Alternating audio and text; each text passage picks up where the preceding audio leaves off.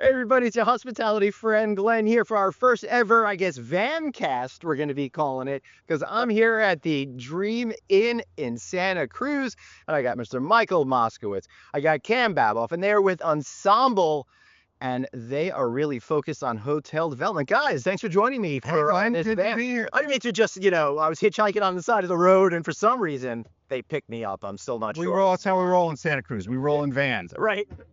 So I'm here in Santa Cruz and I'm enjoying this hotel that you're staying at. It's one of those irreplaceable assets that all of you out there are always hunting down. 10-story building, the only one that's this high in Santa Cruz. Every single view looks over the ocean. Every single room has a view of the Monterey Bay. Yeah, Every single one. It's so cool. It's so beautiful. Also, you Gen Xers out there, Lost Boys fans. So I'm looking over at the boardwalk over there, which is a whole lot of fun. But what really strikes me is how much you folks are looking to get in more deep into the hospitality industry. And I'd love to talk about your philosophy through the Dream Inn and your next projects for a little bit. So Sure. you're multidisciplinary firm. You've been in it since 1989. Why hospitality and why now? Cam? Well, we started before 1989. Oh, did you? Don't give that away. Listen, I'm just going off the website. I see you need a better edit. No, this is as a partnership. But before that, Correct. Michael and I worked together. We built our first hotel. Actually, we delivered it for Olympic of 1984 in Los Angeles. Like Peter Huberoth and that. No, we didn't work. Well, Yeah, directly. No. not directly, but yeah, that was our first deal. It started in 81, and then getting entitlement and approval. And that happened to be 10-story also. Right. So it was a Holiday Inn. Those days, there was a Holiday Inn. And I'm sure it's gotten so much simpler to do hotel development since A then. lot simpler, faster, and cheaper. Yeah, it's crazy. I mean, we built fast track design, construction, and opening in 12 months. Wow. Yeah. With hand-drawn drawings and subterranean parking. And can't do no that. fax Was machine. so was this a full service hotel or select Full service service hotel? hotel. Full service. Wow. In a year. In a year. It's good old. Design and construction. That is absolutely amazing. Yeah, it was insane. And you can't do that now. So in some ways, the industry's gotten a lot. It really is. But you guys have this particular property. The building itself is 60 years old plus, right? But my understanding is I was talking to some folks today that you basically took down to the studs in 2010. When you rebuilt it, it's what I love about it is it's got the modern touches to it, but you're owning the era in which it was built. Yeah, absolutely. I mean, we're basically right above right now what was the site of the original Jack O'Neill surf shop, Right. where he invented the wetsuit. And so we are, Great clam bisque right over there. yes, so we, again, and our restaurant is the Jack O'Neill, lounge. So we embrace the era this was built in. We're very much a part of Santa Cruz, the surf culture, the mid-century modern design. And yeah, we own that. And people love it.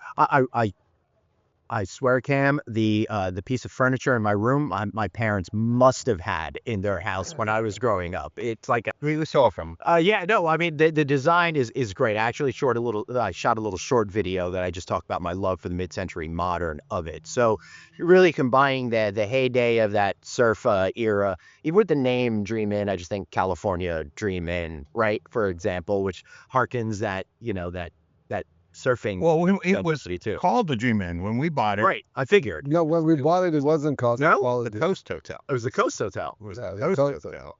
And then we went on a search. Yeah. We had a management company at the time called Joie de Vivre. And- Wait, you worked with Chip Conley? Yeah, yeah. I had no idea you worked with him. Absolutely. Oh, small world. All right. Chip is a good friend, and then we brought him in. His sister actually lived here. Right. I don't know if still lives here, but Chip. We hired Chip's company. It was his beginning of his company. Yeah. Just early stages called Joie de Vivre. So let's just do a quick educational segment for these folks over here. So Joie de Vie is really one of those hotel companies that really understand creating experiences on a much deeper level. We had the luxury and boutique hotel side, but this is about getting closer to the customer by having a very specific point of view for a hotel.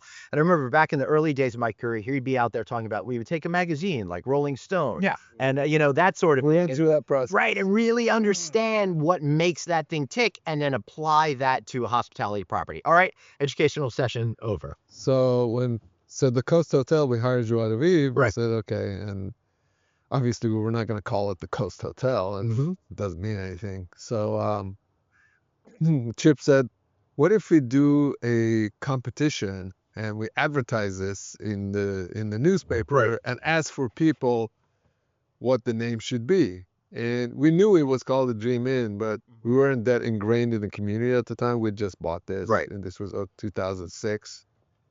And so it was a hilarious kind of process. So we get this list of names that come back, and some of them are really funny. Did a hotel make hotel face? No, it just said, it was one of them said, why don't you call it an ice cube built upside down? Or why don't you call it a concrete, whatever. I mean, it was funny. And then I think 80-90% of the people says, call it the Dream Inn. That's what everybody knew it as that. Like, Right. if you took a taxi, there was no Uber then. If you took a taxi in San Jose, Mm-hmm. and said, I want the Good Coast Hotel, I said, I don't know where that is. And then you say, that's the address, and you look it up. Oh, you want to go to Dream Inn? Yeah. So, And we created the retro logo and yeah. and yes. And what the retro logo is great. I do a show called Friday Night On. It's a happy hour comedy show, and we change the logo every year for a different decade. The first one looks very similar to the Dream Inn, and it's got the futuristic starburst thing Right. going on in it too. That to me is like the swinging 60s. But what I love about it is you're taking the experience and really having the details there. You have the mid-century modern, but you're also using the surfing motif as a lot of your design cues, and the two of those elements really seem to fit well. I don't think it's jarring seeing like the furniture I grew up with a giant, poster of someone surfing on the water. It's pretty. Yeah, they play really well together. The designs really come together over time, and people love it, and they come back multi-generational, every summer. So we love Santa Cruz. We've become a big part of the community, and the opportunity came to do another product here, another hotel, which is under construction right now. And that's the Bahia Resort, and that's just a couple of doors down from where we're located right now at the Dream Inn. Cam, so you're moving into luxury hospitality here. This is a market that doesn't seem to have that particular product. First of all, why hasn't it been for so long, and how are you going to be creating that vision? Why hasn't it been for so long? There's a lot of barriers to entry building in a coastal zone. Mm-hmm. This hotel got built before there was Coastal Commission. That's why it is 10-story. Yep. You couldn't build more than 3 today here. Again, irreplaceable. Is that Where right? we're sitting there. Mhm. So, when there's not a product somewhere, the question is there a need for it? Right. Otherwise, because there's nothing to compete against. Having been here in this market and also being in Monterey Carmel market with Bernardus, we thought that there is a need for, especially now, not 20 years ago. Right. I think it was still pretty basic in Santa Cruz. I understand. But what we're seeing here is people like to come to the beach, and the whole beachfront has improved for better. Mm-hmm. And we're the only beach in Northern California, Silicon Valley, with millions of people living 45 minutes away. And this is the only beach that you can actually go to. There's no other, unless you go down all the way to Carmel by the sea. Going north, there are no real beaches that I know of. So this is the beach for Northern California. Right. So, And with all these, tech guys here and all these families, younger families, we think there's definitely a demand for a 5-star hotel like we're building. and it fits in really well with what people are looking for today, right? Experiences and getting their time back to be able to connect with other people. So I think the two hotels will play very well with each other. This is Dream-In's very family friendly. It's, it's fun.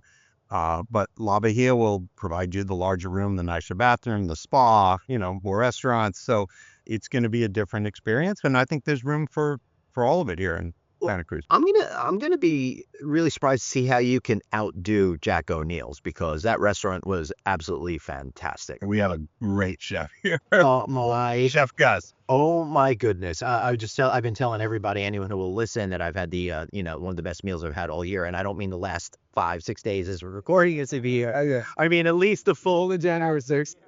the best meal I had all week. I messed dinner today. Yeah. So how are you looking at that food and beverage philosophy as part of I suppose it's got to be a real anchor for a luxury hotel. Michael is a foodie. Well, tell me so that, Michael. So we have a couple of venues in the La Bahia Hotel. We have a surfside restaurant and bar that we're calling Low Tide. It's right down on the street. Elevated casual with indoor and outdoor seating, music, big bar, creative cocktail program. And then up above that is a slightly more refined high tide. So you have low tide and high tide. Oh, cool. And high tide is very much a Pacific Rim concept, which we looked at the market, we see what's here, what's missing, and we think that's missing, that sort of Pacific Rim cuisine. Awesome. So we think there's a real niche for that. Of course, we have a pool bar also, we have a lobby bar also, we have, many venues. I don't know if it was me, I would just go to the place that serves fried dish, because there's not enough of that. Yeah. Enough of that. There'll be plenty of fish. Obviously, the Monterey Bay is, phenomenal. Well, one of the reasons why I like the meal I had the other night is the fish that I had for dinner was caught that day in the bay. I mean, that to me is pretty cool, and I really think what people are looking for in a dining out experience, when you can connect all of the dots like that and make it work, that's what people are going to take home with them. That's what people are going to tell their friends and family. Well, I mean, if you ate here, you realize, we are in a phenomenal location in Northern California, both from being very close to the farms, regularly, farms to table, and being right on the sea in one of the most diverse aquatic sanctuaries of the world. So yeah, I mean, our ability to deliver really good fresh food is unparalleled. And I appreciate you doing it for me, as opposed to me having to go and fight the sea lions for my dinner, because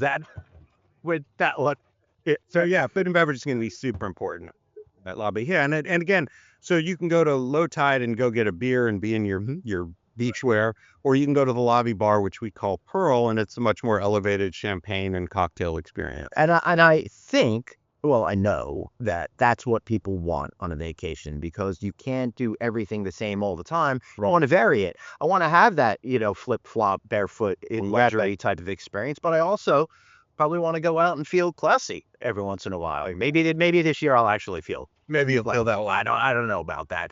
So, looking forward, you guys are really going to be focusing on expanding your hospitality practice and management company capabilities. Why do you think right now is the time to do this in our industry? Well, I don't know if it's our industry. It's the right time for our company. Right. Industry has been around a long time. Right. Second oldest profession in the world. Yeah, second oldest profession in the world. Well, we're kind of uniquely situated in terms of where we are. We are, I think, one of the few companies that is vertically integrated in terms of we do the development, we have the ownership and financing, and then we do our own management, how we work with different brands. Most companies are either developers or brands or management. And to have that all come together and gives us a unique ability to take advantage of that. It's an owner-operator mentality. It's an innkeeper mentality. Yeah. We want everyone to work to be the proprietor. And essentially, it's like you're opening your own bed and breakfast, so to speak, even at whatever scale. So that's a mindset that we think gives us an advantage and an ability to grow. And I will say you also have a real special culture here so far. Every professional I've spoken to on site has really gone out of their way to make me feel like special and like I belong. Well, it's hospitality. Yeah. It really is. Well, you guys, It's an hospitality business. you guys nailed it. All right. Anything else that you want to add before we get going? Because your event is just getting rolling. So I want to make sure you have this. No, we want you to have a good time while you're here. It was it. Well, we're passionate about hospitality and taking care of people, and I think that's the culture we want to continue to grow in the company. Excellent. I look forward to following your story, and I'm so glad I'm getting to know you guys. And thanks so much for having me participate in your event. And thanks all of you for watching our first ever van cast. How cool is that? Maybe next time we'll actually get the van moving, but to be honest, I'm a little scared of moving vehicles. Anyway, I'm Glenn. That's Cam. That's Michael. Thanks so much for watching. Subscribe today. Hit that like button, all that good stuff. See you later. Bye-bye.